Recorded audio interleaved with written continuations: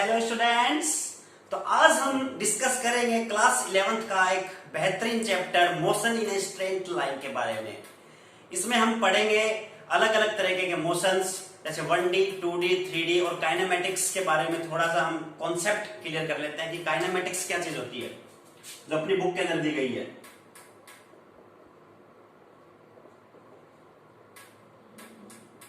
Kinematics, Kine का यहाँ पे मतलब है मोशन से और मैटिक्स का मतलब है यहाँ पे मैथ्स से, यानी मोशन के वक्त यानी मोशन के टाइम जितनी भी मैथ्स का हम यूज करते हैं, जैसे चाहे वो डिस्टेंस हो, चाहे वो डिस्प्लेसमेंट हो, चाहे वो एक्सेलरेशन हो, चाहे वो वेलोसिटी, चाहे वो स्पीड हो, उसे हम क्या कहेंगे? काइनेमेटिक्स कहेंगे। और काइनेमेटिक्स से रिलेशन है मोशन से, और मोशन का रिलेशन है तीन टाइप से। एक तो 1D जिसमें हम रेक्टिलिनियर स्ट्रेट लाइन के बारे में डिस्कस करेंगे, एक 2D है और एक 3D है। तो आज हम जो डिस्कस करने वाले हैं वो है 1D मोशन के बारे में। और 1D मोशन के अंदर जो भी क्वांटिटीज आती है, जैसे फर्स्ट है अपना डिस्टेंस, सेकंड है डिस्प्लेसमेंट,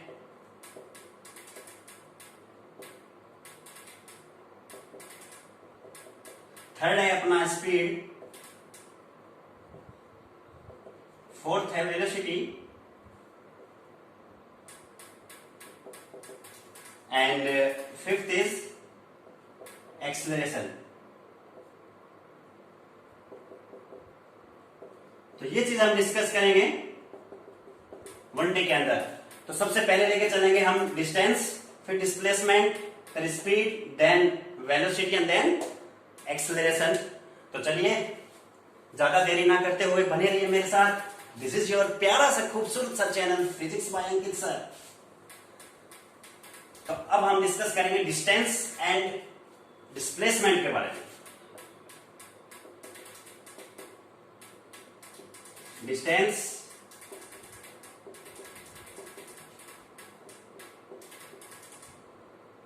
डिस्प्लेसमेंट क्या होता है? डिस्टेंस क्या चीज होती है और डिस्प्लेसमेंट क्या? पहले तो मैं आपको बता दूं, डिस्टेंस एक स्केलर क्वांटिटी है।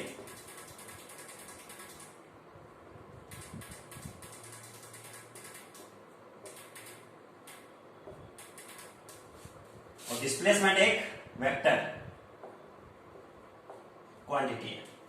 अच्छा, डिस्टेंस मैं कहूं आपको कि एक ए पॉइंट है और एक है बी पॉइंट।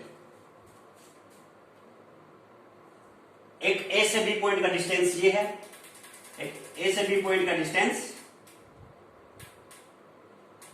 ये है, और एक ए से बी का डिस्टेंस ये है। ये मैं दे देता हूं फर्स्ट पॉइंट, ये सेकंड एंड देन ये लास्ट थर्ड पॉइंट। इसमें से आप मुझे बताइए कि इसमें से जो फर्स्ट पॉइंट, सेकंड पॉइंट और थर्ड में से डिस्टेंस कौन सा, डिस्प्लेसमेंट कौन सा है? सोचिए जरा, डिस्टेंस कौन सा है और डिस्प्लेसमेंट कौन सा है?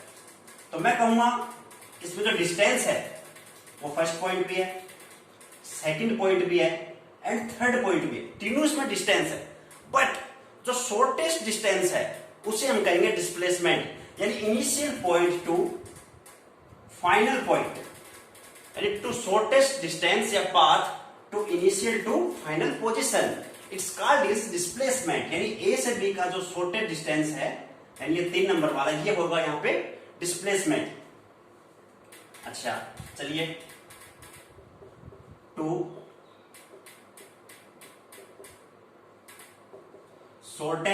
Shortest distance to initial position to final position, it's called is displacement. अच्छा, आप मुझे बताइए कि डिस्टेंस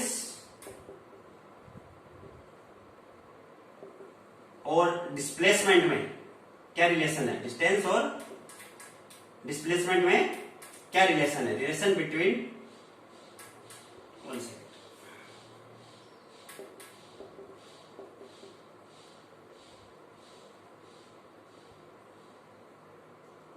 डिस्टेंस और डिस्प्लेसमेंट में, इन दोनों में क्या रिलेशन होगा? पहला मैं दूंगा डिस्टेंस डिस्प्लेसमेंट, एंड डिस्टेंस बड़ा होगा डिस्प्लेसमेंट से, या डिस्टेंस बराबर होगा डिस्प्लेसमेंट के, इक्वल होगा, या फिर डिस्टेंस बड़ा एंड बराबर यानी ग्रेटर देन एंड इक्वल होगा डिस्प्लेसमेंट के, या फिर डिस्टेंस लेस देन होगा डिस्प्लेसमेंट के। तो आप मुझे बताइए इन चारों में से करेक्ट कौन सा होगा? डिस्टेंस बड़ा होता है डिस्प्लेसमेंट से, राइट है। डिस्टेंस इक्वल होता है डिस्प्लेसमेंट के, ये भी चीज राइट होगी, क्योंकि डिस्टेंस ये भी है और डिस्टेंस 1 पॉइंट 2 पॉइंट और तीनों ही डिस्टेंस है। तो इसमें राइट ऑप्शन कौन सा हुआ? Distance is greater than and equal displacement, इसमें ये राइट होगा। और distance is less than displacement is wrong. तो डिस्प्लेसमेंट क्या होता है?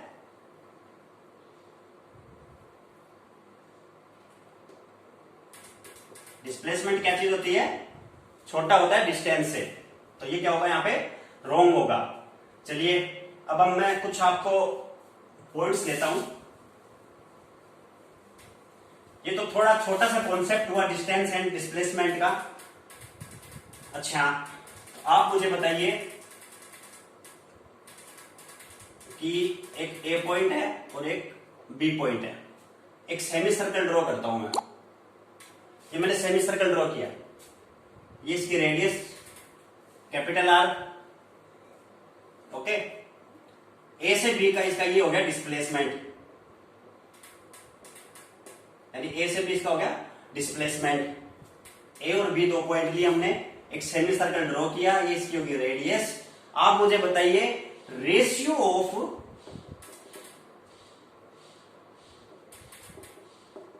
डिस्टेंस अपॉन डिस्प्लेसमेंट क्या होगा? आप मुझे ये बताइए ratio of distance upon displacement क्या होगा? तो इसका डिस्टेंस क्या होता है, यानी सेमी सर्कल का सर्कमफ्रेंस हमें पता है पाई आर होता है। देन डिस्प्लेसमेंट क्या होगा? ए से बी, यानी ये आर है तो ये क्या हो गया? 2r। टोटल कितना हो गया? 2r। आर से आर कैंसिल आउट, इसका डिस्प्लेसमेंट कितना आया? पाई बटे 2। चलिए एक चीज और बताइए, एक क्यूब,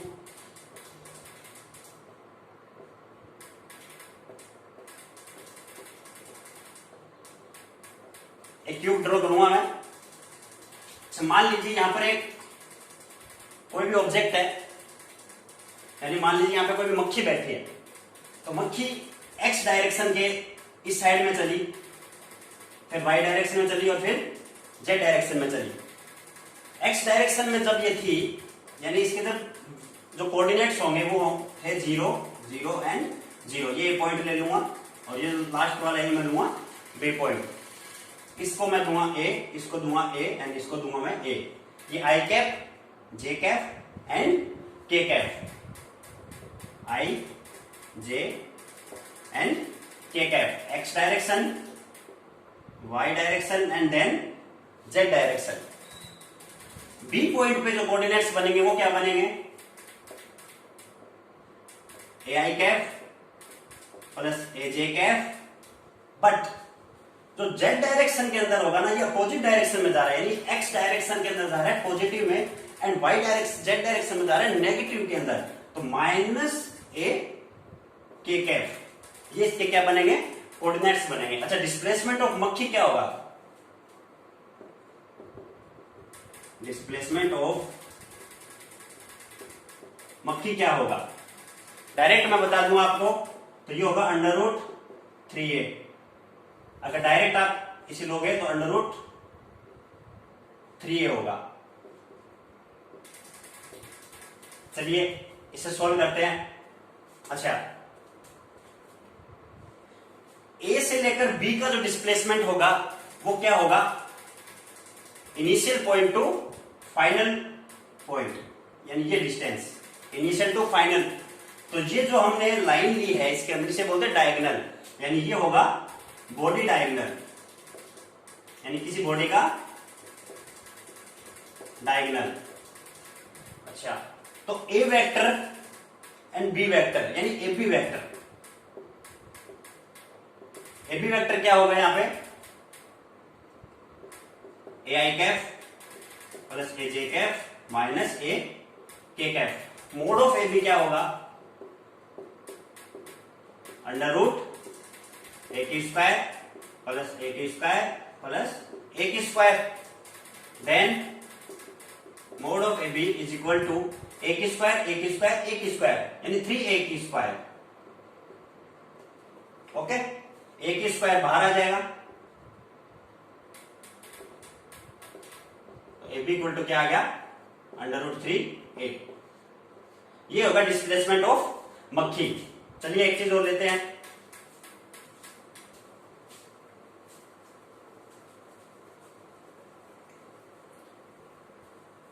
पहले मैं देख लेता हूं। चलिए बिल्कुल ठीक है। अच्छा चलिए बताइए मुझे, मैं एक सर्कल ड्रॉ करता हूं।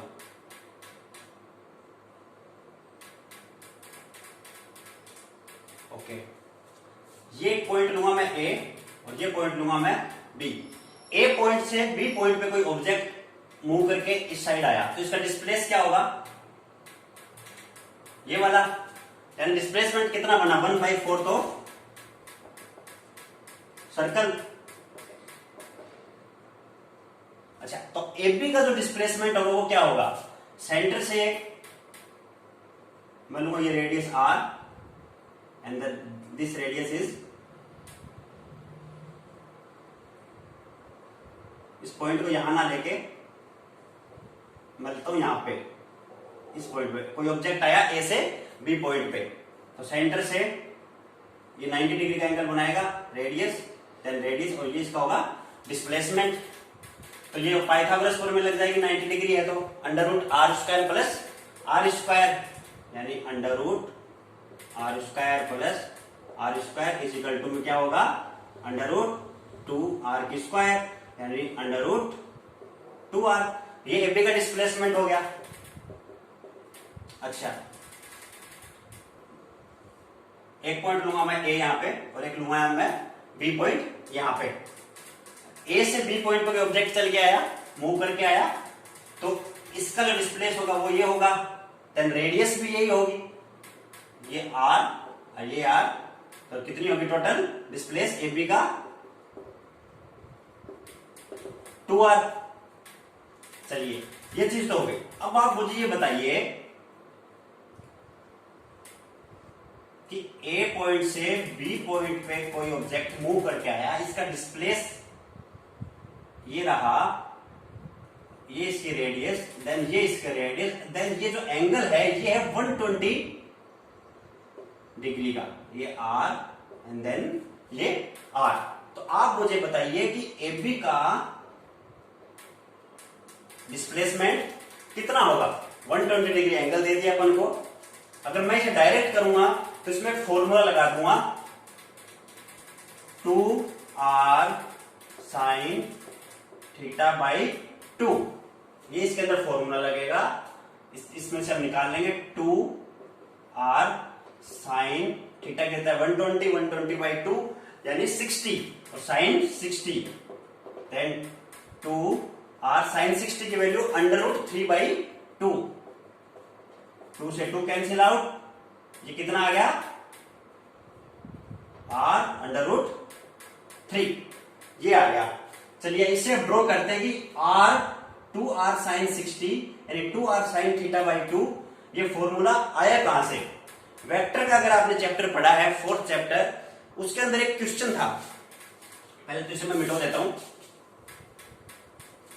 उसके अंदर एक क्वेश्चन था कि एक plane is moving with a velocity v then turned by theta angle, so find it change in the velocity. उसकी वेलोसिटी बताने थी, तो उसका जो आंसर आया था वो था 2v sin थीटा बाई 2। ये फॉर्मूला वहीं से हुआ, यानी वेक्टर आना आपको बहुत जरूरी है। चलिए, लाइट की बड़ी प्रॉब्लम है यहाँ पे, तो इसे वापस करते हैं हम। हमें क्या फाइंड आउट करना था? 2r sin θ/2, हमें ये फाइंड आउट करना था। अगर आपका वेक्टर पड़ा हुआ होगा ना, तो आप ये आसानी से फाइंड आउट कर दोगे। जैसे मैं कहूं कि एक है r1 वेक्टर और ये है r2 वेक्टर, ये इसकी डिस्टेंस d। यानी इसमें क्या हो रहा है, जब भी किसी दो वेक्टर को हम ऐड करते हैं तो फर्स्ट वेक्टर का हेड एंड लास्ट वेक्टर का टेल, हेड और टेल रूल हम वेक्टर के अंदर पढ़ेंगे। अगर आपका पढ़ा हुआ है तो बहुत अच्छी बात है। जैसे ये है एक वेक्टर, ये इसका होता है हेड और ये इसकी होती है टेल यानी पूंछ। ये इसका सिर, ये इसकी पूंछ। हेड एंड टेल रूल हम पढ़ेंगे 4th चैप्टर के अंदर। अगर पढ़ा हुआ है तो बहुत ही अच्छी बात है। तो r1 वेक्टर प्लस d यानी r1 vector plus d vector, बहुत ही अच्छी लाइट आ गई। r1 plus d is equal to r2 vector. कभी कभी तो लगता है कि लाइट है ना, वो भी अपना साथ दे रही है। इस भयंकर गर्मी के अंदर लाइट भी साथ देती है जब हम वीडियो बनाते हैं।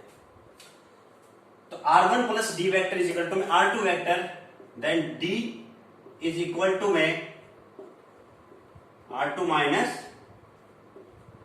r1 vector. Mod of d क्या निकलेगा? Mod of d is equal to, अगर आपका ये फॉर्मूला पढ़ा हुआ है तो, कि r1 की स्क्वायर प्लस r2 की square minus 2r1 r2 cos theta. अगर ये आपका फॉर्मूला पढ़ा हुआ है तो इसे आप आसानी से सोल्व कर लोगे। Then equal to under root r1 यानी r की स्क्वायर प्लस r की square minus 2r square cos theta. तो ये कितना होगा? 2r स्क्वायर यानी under root 2r square minus 2r square then cos theta. 2r square की कॉमन ले लेंगे हम, under root 2r square common, अंदर क्या बच गया? 1 minus cos theta.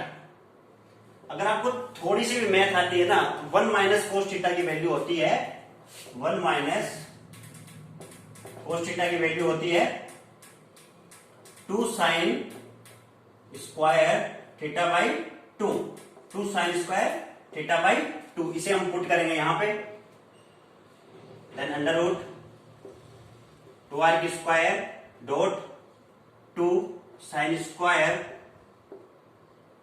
Theta by 2।